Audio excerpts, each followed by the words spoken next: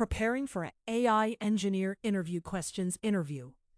You've reached Candy Mentor, and this video is for you.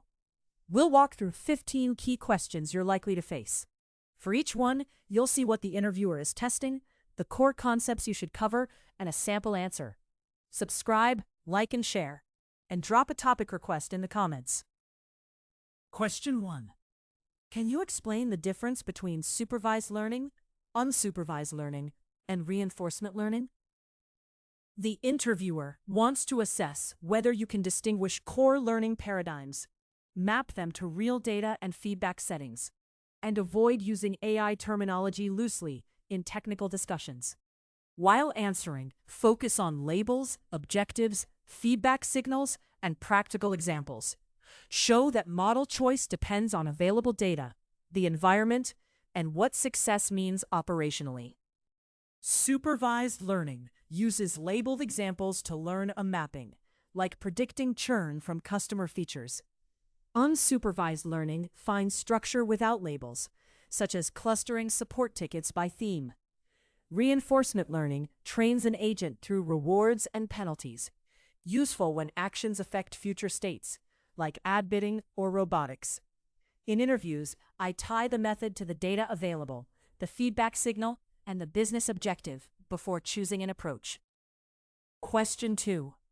What is overfitting, and how would you detect and reduce it? This question evaluates your understanding of model generalization, validation discipline, and whether you can diagnose why strong training performance may fail when exposed to unseen real-world data. Make sure to cover train validation gaps, regularization, cross-validation, early stopping, feature control, and data augmentation.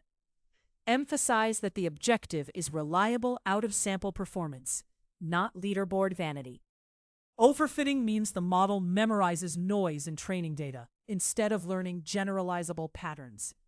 I would detect it by comparing train and validation metrics. High train accuracy with poor validation performance is a warning sign. I reduce it with more data, simpler models, regularization, dropout, augmentation, early stopping, and cross-validation. The key is not just maximizing training score, but building a model that performs reliably on unseen users or cases. Question 3. What are embeddings, and how are they used in a RAG application?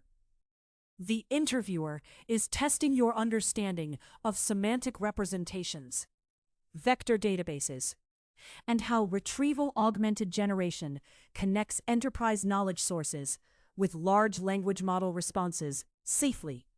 In your answer, talk about embeddings, similarity search, chunking, metadata, re-ranking, and grounding.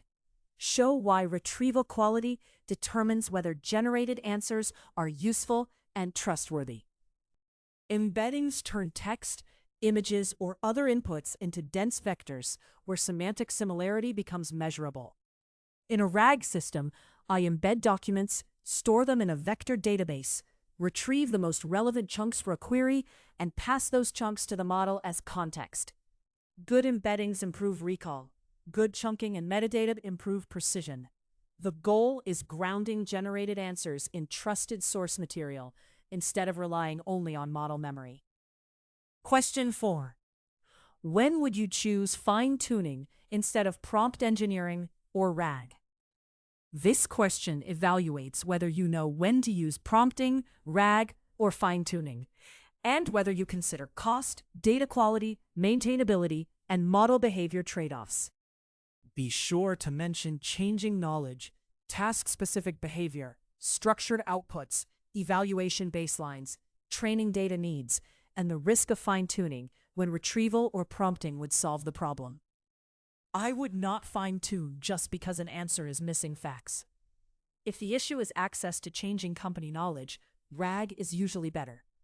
If the task requires consistent style, domain terminology, structured outputs, or behavior that prompting cannot reliably enforce, fine-tuning can help. I would first establish a baseline, quantify errors, test prompt and retrieval improvements, then fine-tune only when the expected quality gain justifies cost, governance, and maintenance. Question 5. How do you choose the right evaluation metrics for an AI model?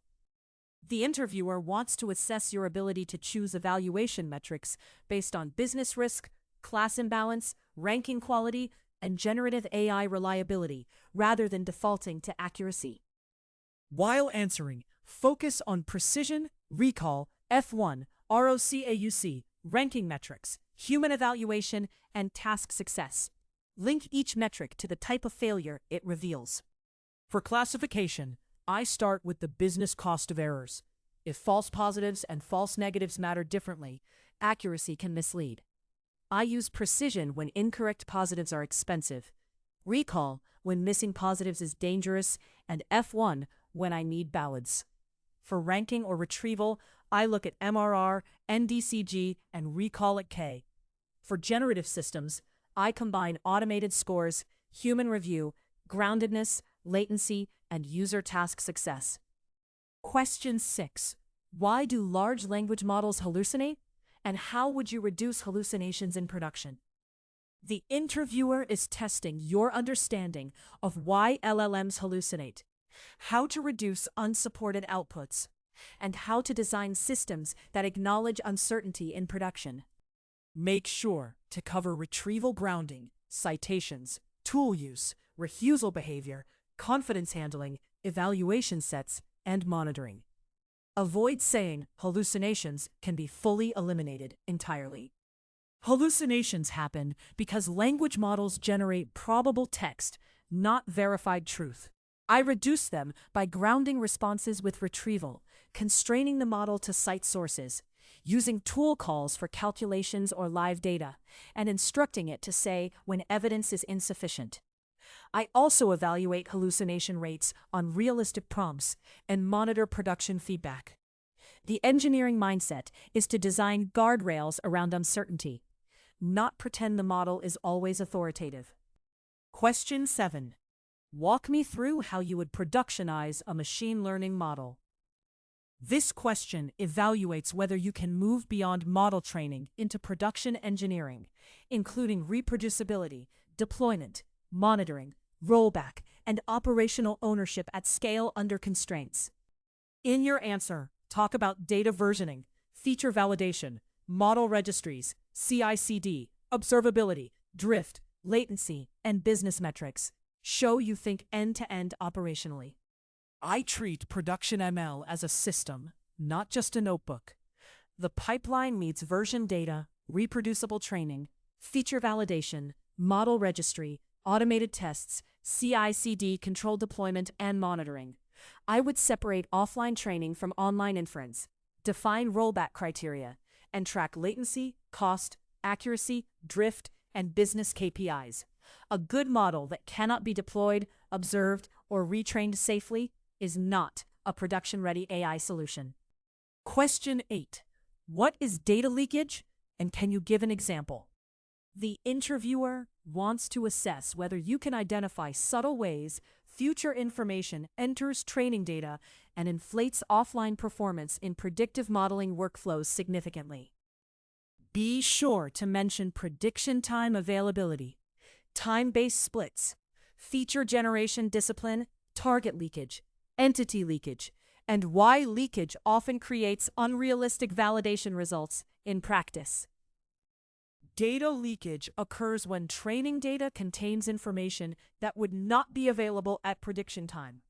A common example is predicting loan default using a field updated after repayment behavior is known. I prevent leakage by splitting data by time or entity correctly, building features only from historical information, and validating the pipeline end-to-end. Leakage often creates impressive offline metrics that collapse immediately in real production. Question 9. How would you decide chunk size and retrieval strategy for a document-based chatbot? This question evaluates your practical RAG knowledge, especially how document chunking, metadata, retrieval thresholds, and re-ranking affect answer relevance and token efficiency for end users. While answering, focus on chunk size, semantic boundaries, overlap, metadata filters, top case selection, re-ranking, and evaluation with realistic queries rather than relying on toy examples only. Chunking controls what context the retriever can actually bring back. If chunks are too small, they lose meaning. If too large, they dilute relevance and waste tokens. I usually start with semantic or paragraph-based chunks, overlap where needed, strong metadata, and evaluation queries from real users. Then I tune top K, re-ranking, filters, and thresholds. Retrieval quality is often the biggest lever in making an LLM application feel accurate and useful. Question 10. How do you design prompts for reliable structured outputs? The interviewer is testing whether you can control LLM behavior through clear instructions, examples, schemas, and validation, rather than treating prompts as magic production logic. Make sure to cover role, task, constraints, examples, output schema, function calling, edge case tests, and downstream validation of model responses before they affect users directly. I design prompts like interfaces. I specify the role, task, constraints, input format, output schema, examples, and failure behavior. For structured outputs, I prefer JSON schemes, function calling, or constrained decoding, instead of hoping the model follows prose. I also test prompts against adversarial and edge cases, not just happy paths. Good prompt engineering reduces ambiguity, but durable systems still need validation, retries, and monitoring around the model response. Question 11. What is model drift, and how would you monitor it after deployment? This question evaluates your understanding of model lifecycle management, particularly detecting performance degradation caused by changing data, changing user behavior, or broken pipelines after deployment. In your answer, talk about input drift, prediction drift, delayed labels, calibration, alert thresholds, root cause checks, retraining strategy, and rollback ownership for production models clearly. Drift means the production data or relationship between features and outcomes changes after deployment. I monitor input distributions, prediction distributions, calibration, delayed labels, and business metrics. If drift is detected, I first check data pipeline issues, then compare recent performance against the training baseline. Responses can include retraining, feature updates, threshold changes, or fallback rules. The important point is having alerts and ownership before users notice degradation. Question 12. How would you think about bias and fairness in an AI system? The interviewer wants to assess whether you understand fairness as a technical and product issue, including bias data, proxy variables, subgroup performance, and mitigation options. Be sure to mention defining harms, measuring subgroup metrics, checking labels and representation, selecting fairness criteria carefully, and involving legal, product, and ethical stakeholders early. Fairness starts by defining which harms matter for the use case. I would examine training data representation, proxy variables, label bias, and performance across protected or relevant groups. Metrics might include equal opportunity, demographic parity, calibration, or subgroup error rates, depending on context.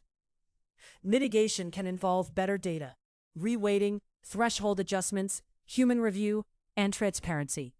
I avoid treating fairness as one metric. It is a product, legal, and ethical decision. Question 13. Design an internal AI assistant that answers employee questions from company documents.